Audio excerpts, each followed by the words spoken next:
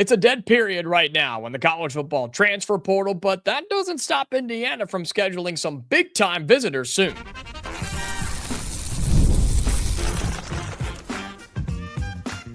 You are Locked On Hoosiers, your daily podcast on the Indiana Hoosiers. Part of the Locked On Podcast Network, your team every day.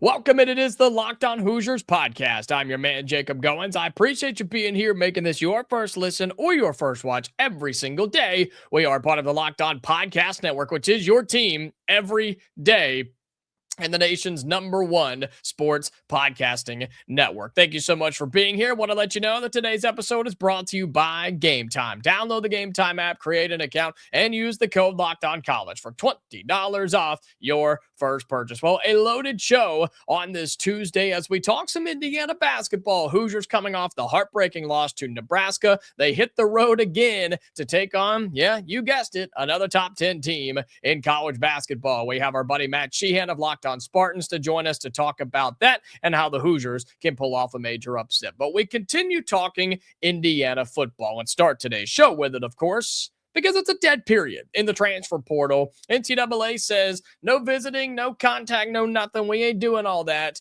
from January 12th to January 14th. I don't know, just random pockets of random days that the NCAA wants to remind people that I guess they still have power, even though they pretty much don't. But don't worry, the clearinghouse is denying NIL deals, in case you saw that update in that article that came out yesterday. What a joke. But there are a couple of days here, right, and we're in the middle of it, that Indiana in all college programs cannot host players. But Indiana does have some big-time visitors coming up in the next several days, and I know what you're going to ask. As of right now, the two we're highlighting are not on the offensive line, but I believe Indiana's still making some hay, still putting in the work, had some guys already visit, have a couple I think they're trying to get scheduled as well, but we're talking about a guy on the defensive line today and a running back today as well, and I want to start with the defensive lineman because Indiana,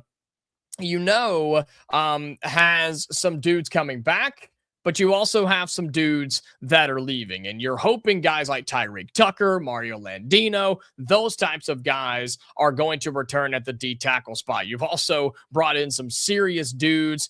Joe Hagel on that defensive tackle spot. You bring him in as a redshirt senior next year, so you feel pretty comfortable there. You've also loaded up on the edge position with Toby Ansensami, Joshua Burnham, Chidi Obiazor. Like, you brought those guys in to load up the ends, but you're going after one more dude on the interior, and you have a guy coming in to visit when the dead period is done, and I'm excited for it. I think it's one that Indiana will be, if I can find my link on where it went. I lost it. Where'd it go? There we go. I got it. Okay. You're bringing in a transfer from Pitt. Okay. He'll be visiting Indiana coming up after this dead period. I think it's coming up on this weekend. I don't know if there's an official date on that or not. I don't think so. But Francis Brewu, Brewu, Brewu, Francis Brewu, defensive line. Okay. 6'2", 280 pounds. He can play both. Okay. He can play a little interior. He can also play on the outside, put his hand in the dirt and get after the football. A guy that has already been to Columbus to see Ohio State. He's already been to Knoxville to check out Tennessee. And he's also coming to Indiana and going to take a visit to our neighbors at Notre Dame. So he's a pretty darn good player. If those are the programs we're talking about are in on this guy, considered a top 50 guy in the transfer portal for whatever that's worth, and a top 10 defensive lineman. But in the year 2025, had 36 tackles, 7 of those for loss, 20 pressures, a forced fumble, and a sack, and he was just a sophomore. That's the thing that stands out to me. This guy just flat out gets after it, and he's only a sophomore. And he was doing that at Pitt, right? He was doing that in the ACC, so I think that is exciting. I think it is comparable to what he could be up against in the Big Ten. I think there's a pretty good step up from that. But he's still a youngin', and he can come in with several years of eligibility. And whether he is the guy in 2026 or not, he could be the guy in 2027 with significant reps. in 2026. So I like Francis Brewu. We'll see what happens. You're in and competing against some pretty big names if you're the Indiana Hoosiers. But then you look on the offensive side of the football, and a guy that is expected to visit on the day after the dead period. And as I pull up a calendar, that is Thursday, January 15th, as Indiana continues to try and bolster their running back position. You missed out on CJ Baxter, and that one hurt, right? The Texas back who committed to Kentucky over Indiana, and I felt really good about it, and I was wrong. It happens. But now you're bringing in another P4 guy to visit on January 15th. That's on Thursday, and he's right here in the Big Ten. How about Makhi Frazier, the standout sophomore from Michigan State? We'll be able to ask our buddy Matt Sheehan of Locked On Spartans about it coming up in just a little bit. A guy that ran for over 500 yards this year, handful of touchdowns, and someone that may not be the absolute fastest on the football field, but a guy that I think could develop into a serious contender at the running back spot for the Hoosiers. 520 yards this season, couple of touchdowns, averaging 4.5 yards per carry as a sophomore. So you see the growing trend on today's episode, talking about a couple of guys who have several years of eligibility remaining. We did a bonus show yesterday evening here on Locked On Hoosiers, talking about a couple of one-year rentals. That's not what these guys are. Now, these guys are not committed. They're just coming on visits, but they're ones that Indiana is targeting. And I think Makhi Frazier is one of the most highly sought after running backs in the portal. 5'10", 218 pounds. He isn't the fastest. Okay, I said that, and I'll double down on that after watching some of the film. Not the fastest guy, but hits all the holes properly. He's patient, he waits for it, and then he hits it. And I respect that, right? He doesn't just grab the football and run like a bat out of hell and try and just run over somebody or run past them. He waits for his offensive line to do what they're supposed to do. And if Indiana's O-line, which again, I know there are concerns there, but if it can be anywhere nearly as good in 26 as it is right now with running the football, which I don't think we talk about enough, then this is the perfect option. This is the perfect fit because he's a patient runner. And when the hole opens, boom, he hits it. And he's willing to run somebody over, and he runs kind of like a Lee Beebe Jr. in comparison, to be quite honest with you. He's not the biggest, he's not the fastest, but my goodness, does he run hard, and you're going to get yards. He's going to fall forward, and he's going to get positive yardage on almost every single carry. As a freshman, he was nearly non-existent, had just 7 carries, but in 25, he was a major piece of that Michigan State offense. And so if you were to bring him in, if you were to get a commitment from Makhi Frazier or a guy like him, your running back room is set. You went and got Turbo already, right, from BC. You bring back Lee Beebe Jr. coming off of injury, which is why I'm a little concerned, but I think he's super talented still. And you still have Kobe Martin, the freshman. So keep an eye on these guys, planning on coming in here after the dead period. It'll be Thursday, Friday into the weekend as well, but we'll keep our eyes out on a defensive lineman and a running back for the Indiana Hoosiers. Well, we'll keep talking a little Michigan State, but we'll flip to the hardwood as Indiana basketball and head coach Darian DeVries, they head to East Lansing where they can win there. They proved it last year, but can they double down and do it again? We'll talk to our buddy Matt Sheehan of Locked On Spartans about that game right after this.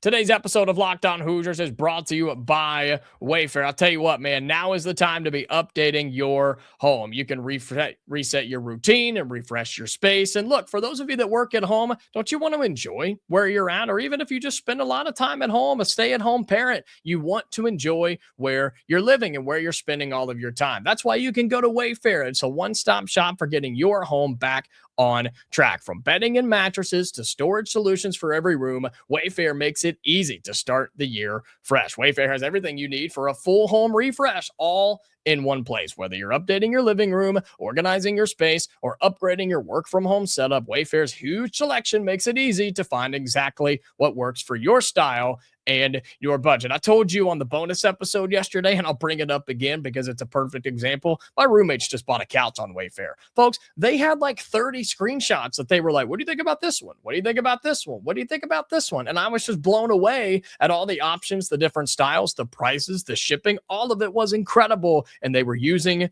Wayfair. I can't wait for it to get here, and I'll tell you a little bit more about it. So you can get organized, refreshed, and back on track this new year for way less. Head to wayfair.com right now to shop all things home. That's wayfair.com. Wayfair, every style, every home. That's right, guys. It's time for a Locked On crossover. Over there, that strapping gentleman, Jacob Goins of Locked On Hoosiers. Hey, guys, what's up? It's Matt Sheehan of Locked On Spartans. And yes, we're going to get to this basketball game, tipping off 7 p.m. Eastern on Tuesday. But Jacob, this is a football factory that we got right here. Not just with your team, but hey, our team too. Neither of our teams have lost a game since Thanksgiving. Let it be known, we are powerhouses in the Midwest and now nationally, Jacob. But yes. No, on a serious note, we're going to put you guys in the spotlight here for a quick second. We'll get to some former Michigan State players either already committed to your school or potentially soon to be committed to your school. But I've got this really big brain, well thought out question. Hopefully everyone can hang on. Hopefully everyone's IQ is high enough. And I don't know what this is, by the way. He texted me that he had a question, but I swear on my life, I don't know what it is. Rewrote it 45 times. I went through so many drafts of this question, but Jacob, honestly, try to encapsulate the whole Indiana fan base right here.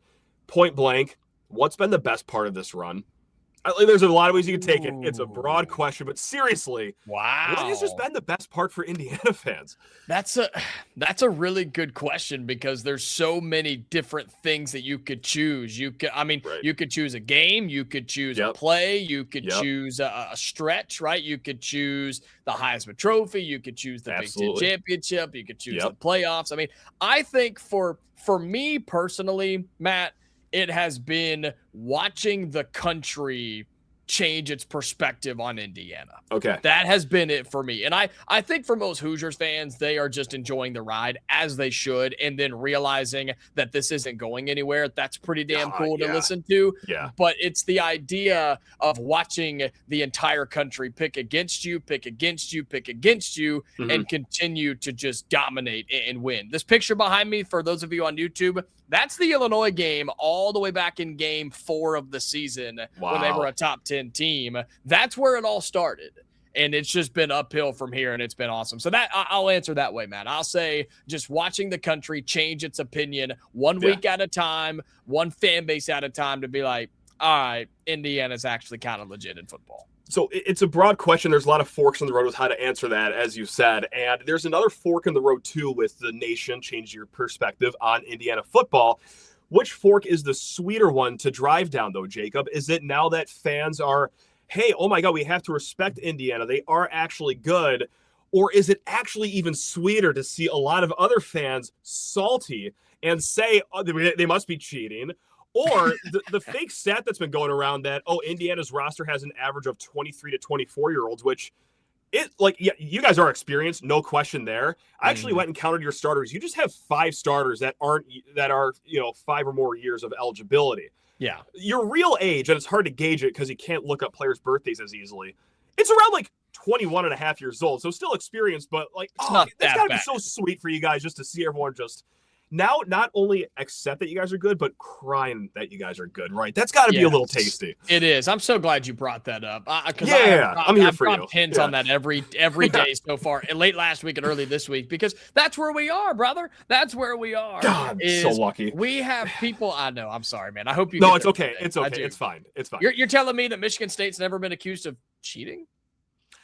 Well, Izzo, he's been accused of paying players. Oh God, as long as the sun has been a thing. But no, you got the wrong school as far as that goes. Oh, football my bad. field, though. Yeah. Oh, that's right. my bad. No, but I think it is awesome to see these fan bases, especially, and you can appreciate it, and your listeners will too. It's the SEC, right? The Southeastern Conference, man. They're so mad. They're handling this well. They can't stand it. And when you beat their big bad brand logo of Alabama and just absolutely beat the snot out of them for Yes. 4 quarters in the Rose Bowl. They've Yes. just gone back and hid in the cave. They're crying in a fetal position. They don't know what to do.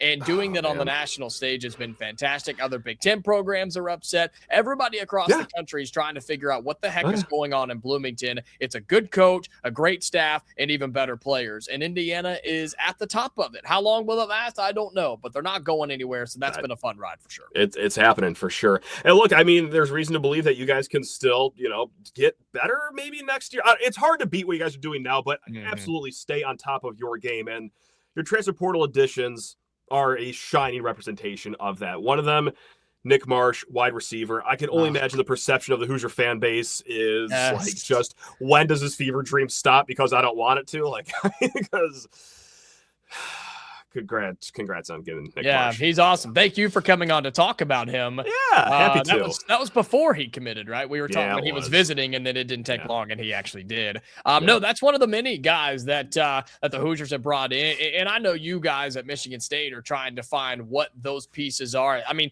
I say this in a non-mean way. You're kind of taking whatever you can get your hands on right now, right? It's a new era there, trying to get whatever you can get, become a new Indiana where we need like 40 players. Again. Yeah, it truly is. Like, we're just trying to stock shelves at this point with talent. Like, we want to make upgrades. Don't get it wrong, but we're not at a spot like Indiana where it's like, oh, we just need like 10 players next year or 15 players. Like, well, let's ball out. No, we need everything. So Indiana has gone. Nick Marsh is an obvious one. Michigan State running back is supposed to be visiting this week. It's a dead period right now, right? Dead period. Sure. 12th, 13th, and 14th, but getting on the schedule, believe on the 15th is y'all's running back. So kind of see what that happens and how that goes there. You've got defensive linemen, you've got corners, you've got safeties, you've got receivers, you have another running back. Josh Hoover, the quarterback, is expected, of course, to be the starter next year. But of course, offensive lineman is the one that fans are extremely concerned about, and rightfully so. But portal season's been fun, my man. It's been fun, at least here in Bloomington. I hope that Michigan State can find some dudes, find some rhythm there in the portal. I don't know what recruiting looks like. I'm sure it's probably not great with all the changes and things, but all of that's got to get fixed there in East Lansing. We're getting dudes. That's not the issue. It's just like, how impactful can they be from, game 1, week 1, of course, under Pat Fitzgerald. So I love that hire, by the way. I love that hire. I do. I'm fine with it. I think, Jacob, just we're supposed to have that's the thing. We're supposed to have piping hot takes. We're supposed to come on here, rip our shirts off while we bark the hottest takes possible. But I went the lazy. I got to see, I don't know. I had to see the hires. I thought the hires were okay. I like keeping Joe Rossi, the defensive coordinator. That's all fun and well. Mm-hmm. The Nick Sheridan, who Hoosier fans know, from a few years back, I don't. He lost his play calling duties, but when he had the play calling duties, Alabama was a lot better. They weren't able to run the ball this year, though. How on earth is that even possible at a place like Alabama? And now he's coming up here. It's not like it's great shakes of the offensive line right now. So I'm just like, I got to do something that I hate doing, Jake, and that's just be patient and actually just wait for things to unfold. In today's era, in 2026? I know I'm not going to, but for the time being, I'm still holding on to this rope of patience, but whatever, man. I think it's fine. I love the energy that he brings. I mean, he has only reignited, the fan base, and that's not saying a lot because our pulse was flatlined at the very final weeks of the last guy here. No disrespect, but that's just the fact of the matter. But we're seeing some energy come up, not just with the fan base, but also the players too. So that's all fun and well. Really quick, I am fascinated with this Makhi Frazier thing. I don't even have a question. I thought he was good for Michigan State. I thought he had good vision. He made good cuts. He didn't necessarily have that breakaway speed at that third level to get away from the defense. But that's what I noticed when watching film. He's not the fastest guy, but he's patient. That's what I love. He's patient. Very, very patient. He is incredible. Right. And you can actually be patient at a place like Indiana that might have good offensive line play. And he was still getting stuff done here at Michigan State with poor offensive line play. Mm-hmm. But man, when he left for the portal, good luck to him. I know that, it didn't really end well between him and the last staff here. So the last month he was very sparsely used, let's just say. Anyway. Funny how that works. Yeah, when he enters the portal, I'm thinking, well, hey, he'll get another Power 4 role. Maybe just West Virginia, for example, or what's another middling school? He's visited Penn State. He's going to visit Indiana. He's had Auburn interest. He's had Florida ring his phone. Wow. I don't have a question. This is the most perplexing one for me where, hey, you're getting a lot more attention than I ever thought you would. So good on Makhi Frazier. I And think good he'll luck fit. if he commits to Indiana. Yeah, if he does, right? And again, it's a Mhm. dead period. He's scheduled. I think the 15th is confirmed. I think I talked about that earlier in this Yeah, I think I for saw my that floating channel. around But too. Yeah. if he were to commit to Indiana, that is a solid pickup. We've already picked up one in Turbo Richard from Boston College. He's a guy that just runs like he's mad at the earth, right? Just stomps the ground. Sure. You're also bringing back your star freshman, Kobe Martin. You have Lee Beebe Jr. The running back room is fine. Mhm. This would be the final, to everybody in college football of we have another stud in the running back rotation. I hope so. I hope it works out, and I think Indiana has a great shot to make it happen. Let's get to a national championship prediction at the very end of the show. We'll also do a basketball prediction. So, yeah, that's right. Stay tuned for a double prediction feature. What? We're just two little predicting machines over here, Jacob. But first, need to talk your ears off about Game Time. That's right, the greatest ticketing app out there. And, guys, we already know it. There's nothing like the college football season. We're talking tailgates, packed stadiums, being right there in the middle of it all. And wouldn't you know, there's just one game left. And some of you guys might be thinking, how can I get to this game and just save any shred of money here, as these tickets are going for $1 skrillion the last time I have checked. Well, Game Time might be your best spot here because, look, we're still about a week out from this game. You can still save with flash deals, of course. Or, hey, this isn't just for the national title game. This is for tonight's game at Breslin Center. Spartan fans, if you're listening, you can save with last-minute ticket deals, even if it's just an hour. 30 minutes, 5 minutes before tip, open up that phone. You're going to save money with Game Time. It is 2 taps on your phone. Tickets are sent straight there.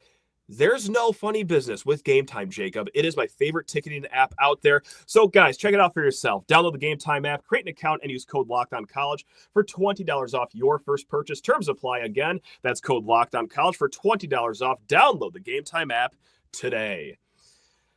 All right, let's talk a little bit of basketball here, Jacob, because... That's okay. That's all right. I mean, we can end it right here if you want to. Don't do this. No, because I remember last year, here I come, and I'm not one to overly beat my chest, but I was pretty confident when we were talking about, Hoosiers at Breslin Center. Our Spartans are, 11-point favorites. How can you guys keep it close? And I was not confident. I said, you're going to kill us. No, you're going to kill us. So we did the whole rigmarole. We did the talk because that's what we do. We did the whole little patty cake. Oh, how can you guys keep it scrappy? You guys didn't keep it scrappy. You just straight up won, and it was a decisive victory. Never did it even seem like a close game in the final 30 minutes of it. Right. Anyway. So, yeah, Jacob, we're going to talk about the basketball game because this time you're just 6.5-point underdogs. And you guys can, shoot the piss out of the ball. I mean, it's stupid. Tell me the story here. Right. That is the story, is when they want to, when they're on, I don't even know what to compare it to, because when they're on, they shoot like the Golden State Warriors, but when they're not, they shoot like you and I, which is bad for people that haven't seen us, right? We're not. Well, no, there's a reason we podcast about basketball. Yes, correct. Play basketball, okay? Correct. When the Hoosiers are on, they can drop 100 on just about anybody, and they can beat anybody in the country. I firmly believe that. Here's the issue. That's every other night, every third game, and the defense is still horrific for the Hoosiers. Okay. They were up by 16, Matt. 16 against Nebraska. I did watch that second half, yeah. Ugh. At home in Assembly Hall against a top 10, top 15 team, and they blew it. They absolutely blew it. Why? Yeah. Because they didn't shoot 55% in the second half like they did in the first half. Their defense is lazy. They're terrible. They slap their hands. They get out of the way. They don't get back. They just don't play defense. So when it's great, it's fun. It's awesome. It's one of the best brands of basketball when it's working. But away from Assembly Hall has been horrific. Horrific. The only 2 games you've won are against Marquette neutral site, and Marquette absolutely stinks. And then you won on the road at Maryland. Yeah. You know what I mean? know. So yeah, I know. My confidence is not high yet again this year, which maybe that'll lead to Indiana winning. I don't trust the Hoosiers to get stops when they need to rebound like they're supposed to, and shoot the way they need to in a hostile environment like they're going to see in East Lansing tonight. I have no confidence in that. I really don't. Is it just easy to say for this game that the brightest spotlight, at least on the Hoosiers, shines on Lamar Wilkerson because this guy's fourth leading scorer in the Big Ten, 20.3 points per game. He dropped 32 against Nebraska. He really cranked up the temperature against Penn State, 44 against the Nittany Lions. My God, what kind of a grudge does he have against them? But yeah, this guy's on fire. Is it just simple to say if it ain't going for him, then it's not going to go for the whole team? Yeah, if you stop him, you win. It is that simple. Because here's the problem. Because nobody on this team for Indiana has consistently shown up, stepped up, said, hey, I want to be a guy too. I want to be number 2. I want to be a part of this. Let me be a part of this rotation. Nobody has done that for this Indiana team. Tucker DeVries, I'll say it, he's been a disappointment the last month or so interesting. For the Indiana Hoosiers. Tayton Conaway could be that guy, but he's hit or miss. And other than that, your bigs are not effective, and Reed Bailey and Sam Alexis when they need to be, especially against a Michigan State team that rebounds the basketball just phenomenally. Two guys that average, 10 and 7, did I see that? Another guy that averages 5. Like, it's great. Michigan State averages almost, mental math, 5 or 6 more rebounds per game than Indiana, which doesn't sound like a lot, but it's astronomical in terms of averages. And so, here's the problem, though. Even if Lamar Wilkerson is on, let him go for 50. The Hoosiers can't score outside of him consistently to win this basketball game, in my opinion. But I need to hear a little bit about the Spartans. How are they going to do it? Is it the old traditional way? I've watched enough of them already this year. It's an Izzo team, brother. Kind of is. You've already said it with all the rebounding. They are, I don't even know if it's arguably, but they're, in my opinion, the best rebounding team in the Big Ten. I mean, they're awesome. They are a physical brand on defense. And when you play in your home barn, well, that also helps too. Who are weak hitting? So they got both of those things going for them. But I also love what I saw, and this isn't too long ago when Michigan State played against USC. Cohen Carr, he might have the brightest spotlight on him for the Michigan State side of things. And that's not to say he's been playing the best, but he could be the most important in this game. Okay. Because we just saw him lock down if I could say his name properly, Chad Baker Mazzara. All 39 years old of him. That's right. He held him silent pretty much anytime he was on the court. So look, Cohen Carr, freakish athlete. He will get muddy up in the rebounds. He will block you in transition, but his defense was also a shining light against USC. Will he be the one that is in Wilkerson's shadow? I do wonder, and I'm sure they're going to throw different bodies at him, but primarily I think that's the way they're going to go here. So outside of him, you got Jackson Kohler, who in just 5 Big Ten games, he's shooting 61% from 3, which, like, on one hand can't be sustainable. Like, that market correction is going to happen eventually. But on the other hand, I mean, my God, like, these aren't even hitting the rim. Like, these are all pure off his hands. So now that I've said that, and I'm going to jinx him for tonight's game into an 0-6 performance, there's a lot of other guys around him too. Jordan Scott's been really solid as a freshman. Cam Ward is just as physical as ever as a true freshman that you've ever seen. And Carson Cooper, you talk about staying at Michigan State, having a 4-year development guy. No one's done it better than him in recent memory. So it's just a classic Tom Izzo, old, experienced, well-developed, well-rebounding physical team, Jake. It's what it looks like. I mean, expectations for you guys at this point, I know we got to wrap up here, but expectations on the season. We're only a few games into the Big Ten schedule. Reminder for fans listening at home or wherever you're listening. We play twice this year, right? Yes. Indiana coming to East Lansing, and then Michigan State makes the return trip to Assembly Hall on March 1st. I believe that's a Saturday. So third to last game of the year. But expectations for Michigan State, I'll tell you, for the Hoosiers, making the tournament right now would be cool. And that was the expectation going into the season, was because all new players. That's the thing. If Michigan State fans don't realize that, there are 0 returning players from last year. New coach, new staff, new players, the whole shebang. So making the tournament is a good starting point, since you didn't make it a year ago. But even with what we've seen so far, here's the stretch for Indiana right now. To number 10, Nebraska, number 12, Michigan State. Iowa just fell out of the top 25, but still a solid team. On the road at Michigan. And then you have Rutgers and then Purdue. So the Hoosiers, making the tournament is isn't that brutal? God. Isn't that brutal? So for Indiana, make the tournament. Cool. If not, just chalk it up to a new team and get some recruits in here. But for Michigan State, what are we thinking? Sweet 16, Elite 8, Final 4, Natty, what are we thinking? Of course, all eyes are always on March. You want to improve on last year's Elite 8. And I think this team does have the horses to make a Final 4 run. But Tell me if this is just naive, if I'm just too much of a fanboy over here. Right now, FanDuel has Michigan State's odds of winning the Big Ten in 5th place. Right, they're at 22-1. Ahead of them, Illinois is 10-1. Nebraska is plus 750, and then Purdue like plus 200, and Michigan minus 125. So they are like so far in the distance of the top guys, Michigan and Purdue. And I don't like that. At the time, Michigan and Purdue, like, yes, they are the better team right now, but I don't think the gap is that big. We also got 15 games left. Michigan State really came along well, and they always seem to come along well in February. So am I just this whimsical, boyish Michigan State fan that's saying, oh, no, we're right there with them? Because I really do feel like we have a chance to win this thing. So I do, too. Yeah, if you could bet Michigan State to finish second, that would be the bet, to take them to finish second with our friends at FanDuel. I don't know if they have that or not, but see what you can do. Yeah, no question. Yeah. Well, really quick here, 2 predictions, Michigan State, Indiana. We're going to go on the hardwood for this one here because the predicted final score on Bart Torvik, 72-67. I'm not going to stray too far from that. I'll go 75 Michigan State to 69 Indiana. A little closer. A cover for Indiana because FanDuel has you guys 6.5-point underdogs.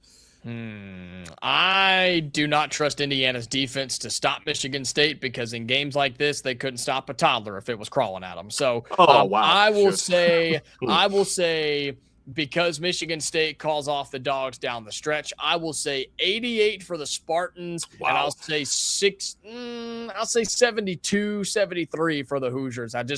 Unless they surprise me and change their identity overnight, defense is an issue, shooting is great until it's not, and I just don't trust somebody else to step up on this Indiana team. So, and rebounding is going to be a massacre. So, yeah, give me Michigan State big in this basketball game tonight.